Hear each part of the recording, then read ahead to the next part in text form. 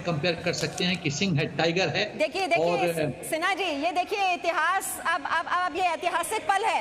ये लैंडिंग, ये टचडाउन हम देख पा रहे हैं, क्योंकि पहले ये सिर्फ कर्सर दिखाई दे रहा था, लेकिन ये लैंडिंग टचडाउन होते हुए राफेल एयरक्राफ्ट को हम देख रहे हैं अंबाला एयर बेस पर, और गर्जना और ये हुंकार आप राफेल के साथ ही साथ सुन सकते हैं।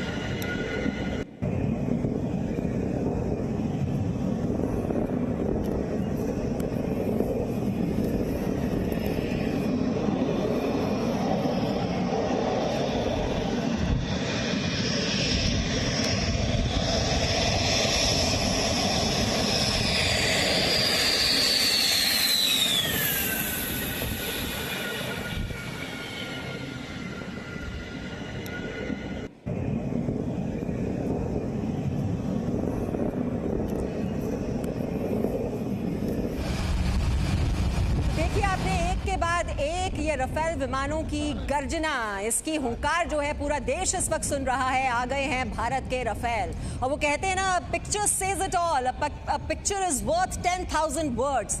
तो कुछ बोलने की जरूरत नहीं है, इनकी जो गूंज है, गर्जना है, दहाड़ है, वही काफी है दुश्मन देशों के लिए। सिन्हा साहब, ये पिक्चर, मैं बोल रही हूँ, पिक्चर सेज इट ऑल, कुछ बोलने की जरूरत नहीं। और ये जो गर्जना, गूंज और दहाड़ है, ये दुश्मन तो थर थर कांपेंगे ये गर्जना सुनकर। एकदम, ये गर्जना सिर्फ अंबाला एयरबेस के भौगोलिक क्षेत्र में सीमित नहीं रहेगा। ये गर्जन LOC और LOC के उस पार जाएगा। ये गर्जन पाकिस्तान के आर्मी और ISI और चीन के प्रेसिडेंट जी की नींद हराम करेगा। ये उनके दिन की बेचैनी शुरू करेगा। ये उनको इतना भयभीत करेगा कि चीन को समझ में आ जाएगा कि 2020 का हिंदुस्तान 1962 का हिंदुस्तान नहीं है। ये दिखाता है पॉलिटिकल विल, प्राइम मिनिस्टर की इच्छा शक्ति, फौज की सक्षमता, फौज की काबिलियत, देश का जोश, जो लोगों में इतना सद्भाव हो रहा है। और किस तरह से अंबाला स्टेशन के इर्द गिर्द जो सिविलियन लोग घूम रहे हैं, वह नींबू पानी पिला रहे हैं। देखिए, अंबाला एयरफोर्स स्टेशन मैं समझता हूं कि ऐतिहासिक दृष्टिकोण से एक इतिहास रच रहा है कि जब जगुआर भी आया था तो पहले एयरफोर्स स्टेशन अंबाला में आया था। आज विश्व का सबसे बेस्ट फाइटर जेट राफेल, वो भी अंबाला एयरबेस में आ रहा है।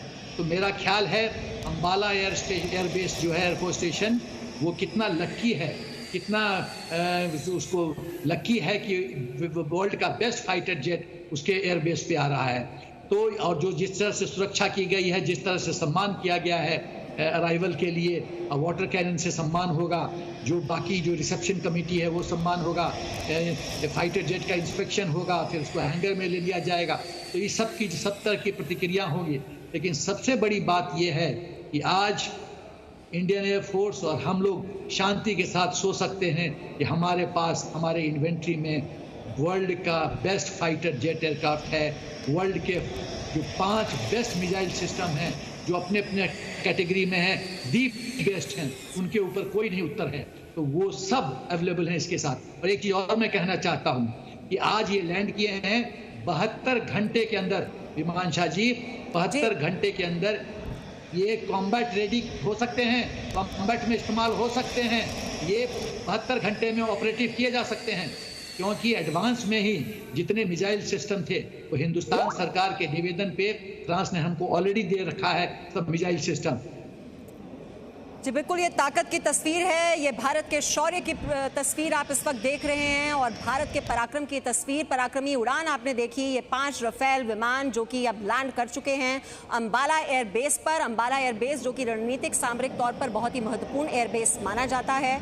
और जैसे कि सिन्हा साहब यहाँ बता रहे थे कि बहुत लंबा दौर रहा है, बहुत ही लंबा इंतजार रहा है, क्योंकि जिस तरह से सियासत खूब हुई है इस मुद्दे पर, इसकी कीमत को लेकर सवाल, शस्त्र पूजा को लेकर सवाल, और ये लगभग 2 दशक के लंबे इंतजार के बाद ये हमारी भारतीय वायुसेना की ताकत में इतना बड़ा इजाफा हुआ है, इतनी ज्यादा बढ़ोतरी हुई है इसके शामिल होने से।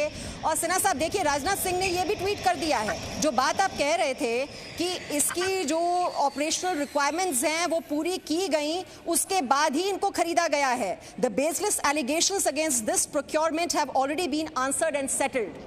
ये सारे जितने भी एलिगेशंस थे, जितने भी आरोप थे, उनको दरकिनार करते हुए, उनको सेटल करने के बाद ही इन विमानों की खरीद हुई है और इनकी लैंडिंग हुई है। देखिए विमान शाह जी, मैं बहुत महत्वपूर्ण बिंदुओं पे टिप्पणी करना चाहता हूं, ध्यान से सुनिएगा। 2001 में AON बनता है, एक्सेप्टेंस ऑफ नेसेसिटी अप्रूव होता है, ग्लोबल टेंडर निकलता है, 2012 में 11 घोषित होता है रफाल, सप्लाई ऑर्डर प्लेस नहीं होता है।